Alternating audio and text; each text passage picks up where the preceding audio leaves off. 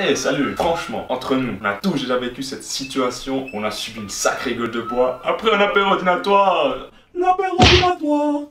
Et tu sais, moi j'étais avec les copains là, on était au Molaison, on faisait une petite partie de beer pong, tranquille. Oui. Ah moi j'admirais la vue, et dès qu'on y voyait ma maison. Oui. Le Molaison voit ma maison. Incroyable. Eh ben ouais. Oh, de me tasser, que je te mets une petite tournée. Oh, merci, je conduis. C'est l'anniversaire de Jackie. L'anniversaire de Jackie. Eddie Ward, tu m'en mettras deux. J'y compte bien. Eh ouais. Ah vous faites pas ça vous? Pardon. Bref, après avoir passé une soirée un peu alcoolisée, le lendemain, c'est le drame. Pour illustrer mes propos, je vous ai dressé un petit bilan des états rencontrés lors des lendemains de soirée. Pour rentrer dans le top, il faut surtout d'abord se prendre une bonne petite pincette de tequila, de vodka, de Jäger par exemple, et ne pas oublier le petit Nespresso. What else? Je rigole hein, le Nespresso ça compte pas. Faut de l'alcool, de l'alcool, de l'alcool.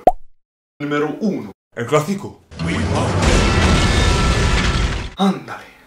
Tu rentres de soirée, t'es dans le mal, t'es dans le dur, tu vois flou, tu dois trouver la bonne clé sur ton porte-clés. Bon. J'en ai que 3 dans la clé de l'auto, donc ça va. Une fois que t'es rentré, tu te traînes tant bien que mal dans ton lit. Tu arrives à t'endormir malgré que Patrick Sébastien continue de tourner ses serviettes dans ton lit. Et on fait tourner les serviettes.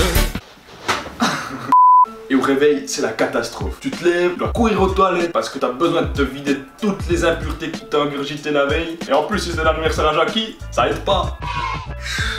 Numéro 2. La bombe à retardement. J'ai dit... Tu rentres, t'es toujours déchiré. T'as passé ta nuit avec Marco et son marteau-piqueur. Et cette fois, au réveil, tu te sens libéré, délivré. Je ne vomirai plus jamais. Bien sûr, c'est ce que Roberto pensait, mais à 13h30, les premiers mots de ventre font leur apparition. Scène réalisée par un acteur italien.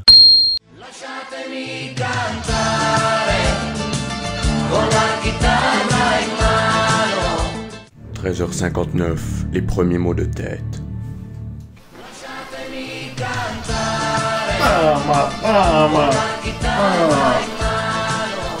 14h07, le premier vomi.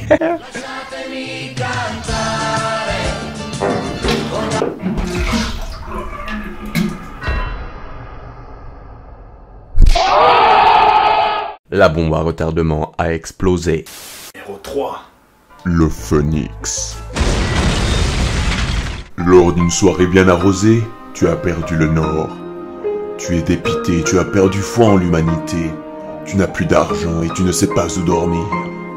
Heureusement, une main amicale vient te sortir de cette situation. Cet ami sortant de nulle part, prêt à te...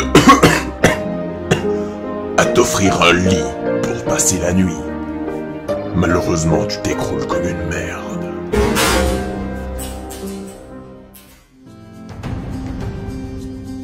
Mais le matin, tel le phénix, tu renais de tes cendres, tu es déterminé, motivé à faire que cette journée soit la meilleure de ta vie. Sauf qu'il est très tôt, tu ne sais pas où t'as dormi et tu sais pas sur qui tu pourrais tomber, du coup tu préfères rester dans le lit en attendant que quelqu'un vienne te réveiller. Sauf que les autres ne vont pas se lever avant 18h30, du coup t'es un peu baisé. Salut!